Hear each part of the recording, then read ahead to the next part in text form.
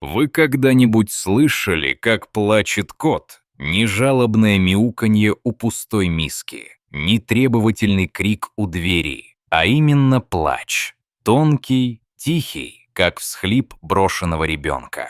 Этот звук пробирал душу до костей, стягивал сердце и заставлял кровь стыть в жилах. Марина Степановна слышала его уже третью ночь подряд из квартиры номер 45, где неделю назад умер ее одинокий сосед Николай Петрович. Днем квартира казалась заброшенной. Ни звука, ни движения, словно сама жизнь ушла вместе с владельцем.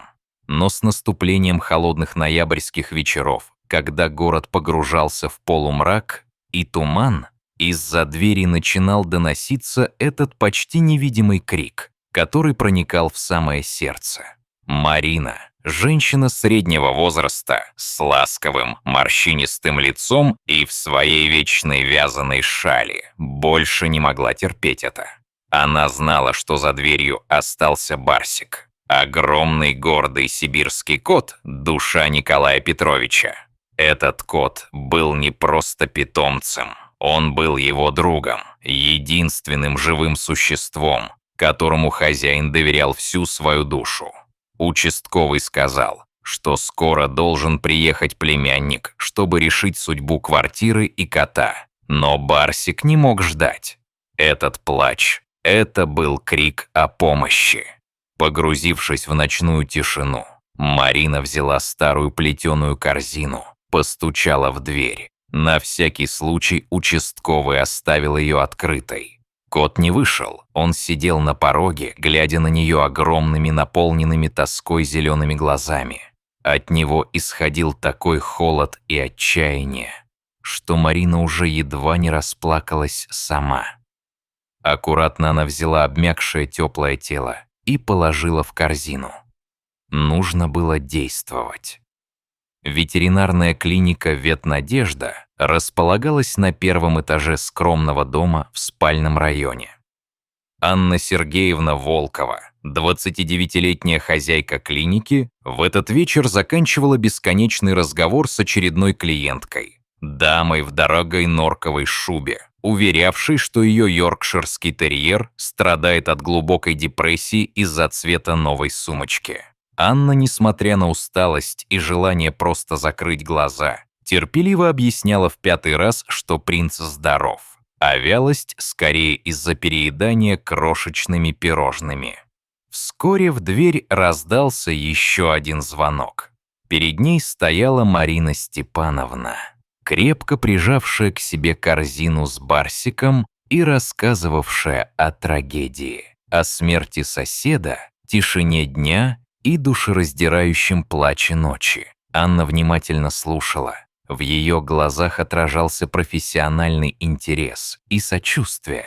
Барсик выглядел величественным и гордым даже в таком состоянии. Огромный сибирский кот с густой дымчатой шерстью и мощными лапами, но сейчас лишь бледная тень самого себя.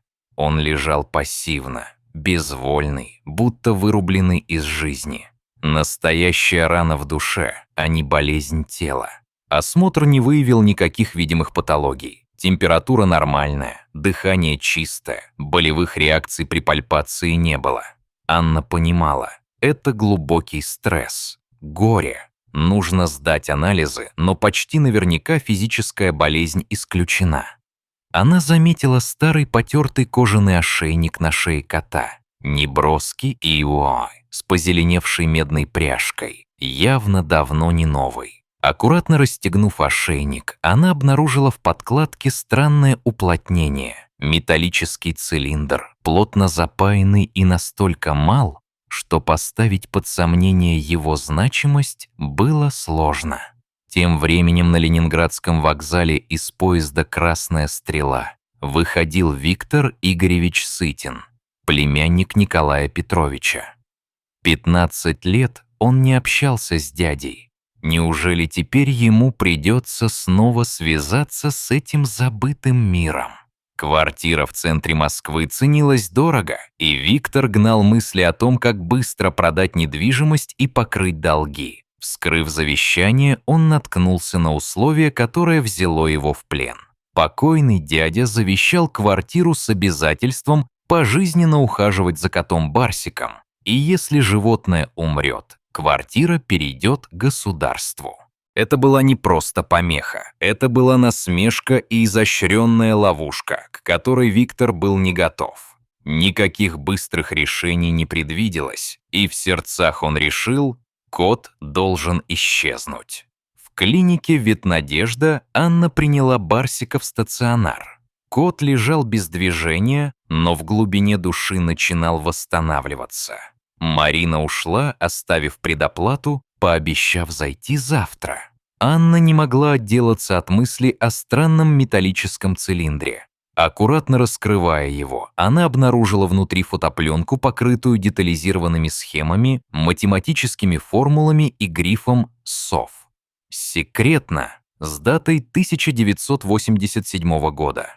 В столице Виктор искал ветеринарные клиники, готовые помочь избавиться от кота, но в сети ему попалась только «Ветнадежда», клиника молодой, но принципиальной и недорогой Анны.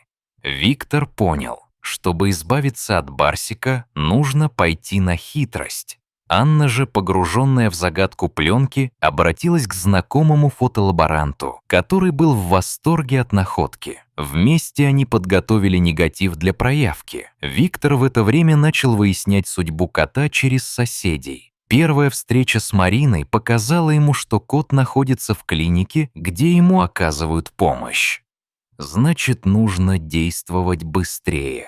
Он пришел в клинику с телохранителем и предъявил документы на кота, требуя усыпить животное. Анна отстояла свое решение. Барсик здоров. Усыпление от безысходности – это не ее дело, и закон запрещает подобное насилие над здоровым животным. Виктор попытался угрожать и подкупить, но Анна была непреклонна. Он ушел, но непокоренная врач понимала – это только начало. Через 2 дня друг Анны смог проявить негатив, и результат оказался ошеломляющим. Невероятно подробные и сложные чертежи, детали автоэлектронных систем и дата с грифом «СОВ». Секретно показали величину и уровень тайны, которую переносил на себе старый котячий ошейник. Анна поняла, что перед ней не просто история о животном, а часть шпионского шедевра. Разговор с ее отцом-инженером-радиофизиком добавил понимания.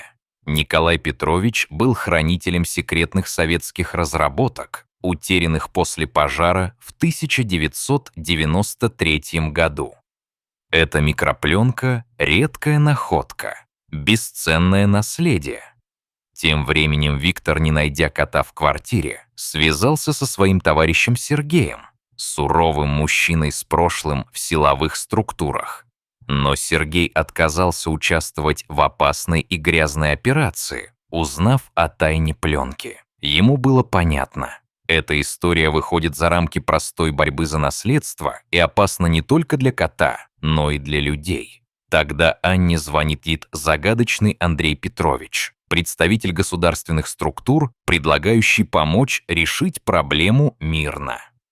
Он пообещал защитить Барсика и гарантировать исполнение завещания, а также обеспечить безопасность Анны и ее отца при условии передачи пленки государству. Анна с трудом соглашается, понимая, что это единственный способ спасти и себя, и кота, и наследие Николая Петровича. В назначенный вечер в клинике появляется Виктор, пришедший за котом. Его сопровождает толстый мужчина Серега, но неожиданно появляются люди в штатской одежде. Представители власти, которые быстро арестовывают Виктора и его сопровождающего.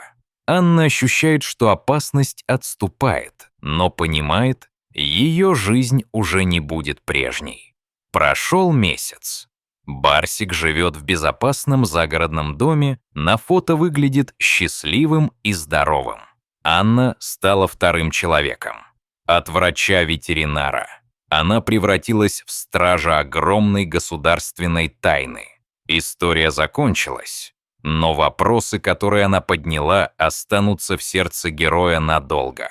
Кто же поступил правильно? Как сохранить баланс между личным и государственным? добротой и жадностью, преданностью и холодной логикой. Не деньги и власть, а любовь и честь выиграли эту тихую битву в сердце маленькой клиники на окраине большого города.